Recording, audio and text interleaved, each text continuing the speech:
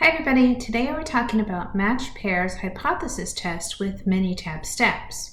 Matched pairs hypothesis testing is a statistical method used to compare two related samples, measuring the difference within each pair to determine if there is a significant change or effect. The mean being compared is the mean of the differences between the paired observations. The null hypothesis typically states that there is no difference between the paired observations, while the alternative hypothesis usually suggests that the difference is greater than 0, the difference is less than 0, or that the difference is not equal to 0. So we could have a right tail, a left tail, or a two-tail test. Let's use this example to see how to do the steps for the hypothesis test. An industrial engineer is testing a new assembly method intended to reduce the time it takes workers to complete a specific task on the production line. To account for individual differences in worker speed, the engineer selects a random sample of 12 workers and records the time and minutes each one takes to complete the task using the current method and then again using the new method. There's our pair. So we collect our data, our workers, we take the times for the current method, and then we compare it to the new method.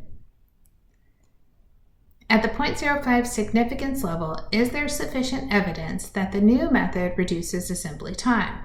We're going to let mu sub d be the mean difference in time. That means the current time minus the new method.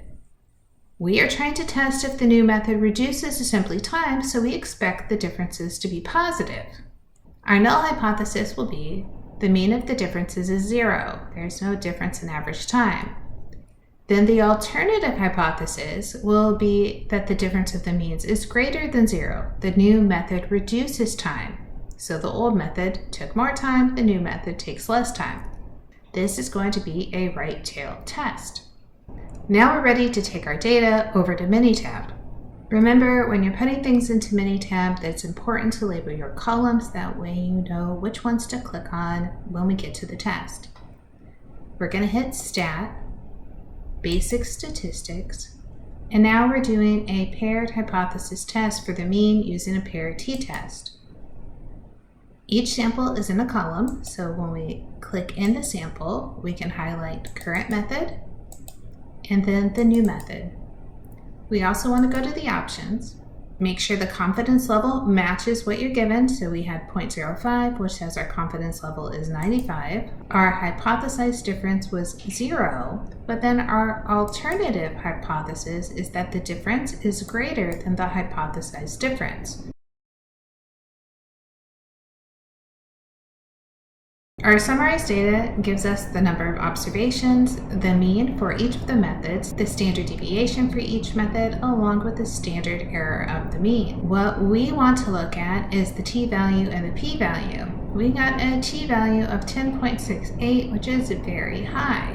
Because the t-value is so high, the p-value is 0. Even if we extended out the number of decimal places, we would still see a lot of zeros. All we need to do is make sure that the p-value is less than alpha. In conclusion, because our p-value of 0 is less than the alpha of 0.05, we can reject the null hypothesis. There is sufficient evidence at the 0.05 significance level to conclude that the new assembly method reduces assembly time.